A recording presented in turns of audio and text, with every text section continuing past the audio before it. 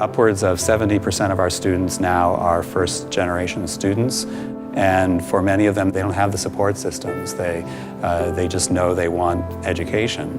And the program, I think, helps them see that life is an ongoing project that just gets enriched, nourished by lifelong learning.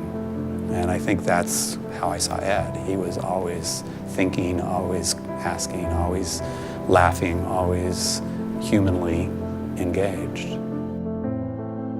He was very giving, and he just went up for a bat for me. You know, like he went to the dean. He's like, you know what? I have a student here that's interested. I want to give her a job. I never really had somebody do that for me that would go out on a limb and do something not just like kind, but to give me a job. It was a really kind gesture to see like that's the kind of person he was, to be like, you're interested in something, let me teach you how to do it. I also feel sad that I didn't get a chance to tell him what a major influence he had on my life, of just that one random act of kindness. Of maybe it wasn't a big deal to him, but for me it was a very gracious and kind thing. And I think the foundation is doing the same thing in terms of, you know, finding students who would never have a chance to experience something new.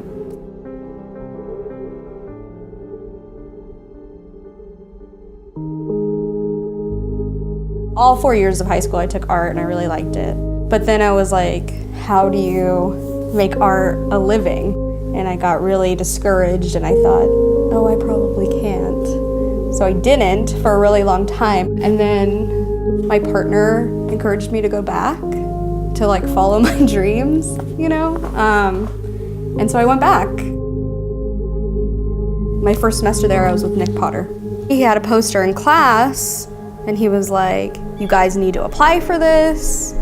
It had never occurred to me to study abroad. I have a child and a partner and a whole existence here, and I had never been out of the country.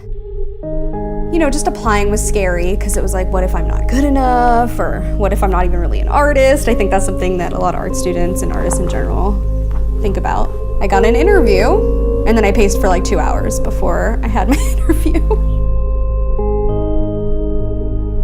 Jump ahead almost a year, and I'm waking up in London every morning.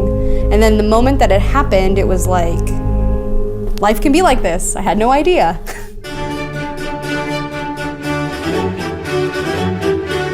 One of the things about the London program in general is just how transformative it is for the students.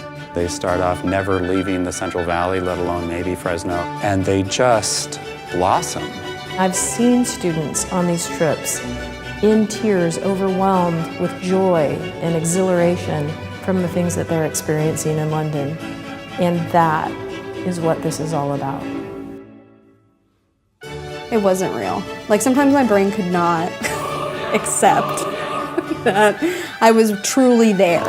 And we explored London together like crazy people. Blisters on our feet, up at 5:30, just pounding the pavement, trying to do as much as we could in between our different excursions with the class.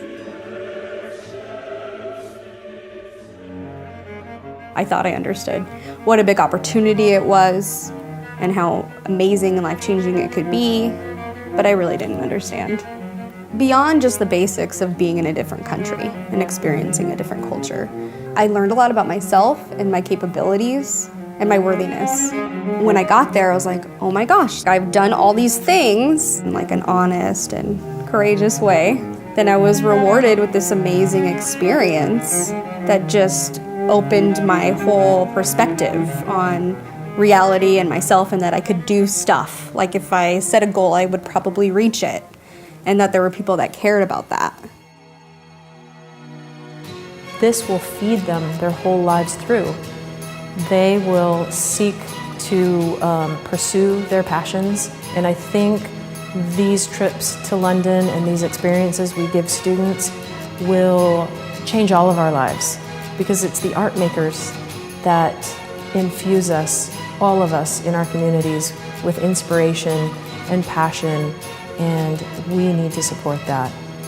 For our students, it makes a difference that is virtually impossible to calculate. Whenever something big happens for me, I always think of them, because without them, I likely would not have had the confidence to try for the next thing. This was never supposed to be my story, right? But then I got to be that lucky person and do that amazing thing.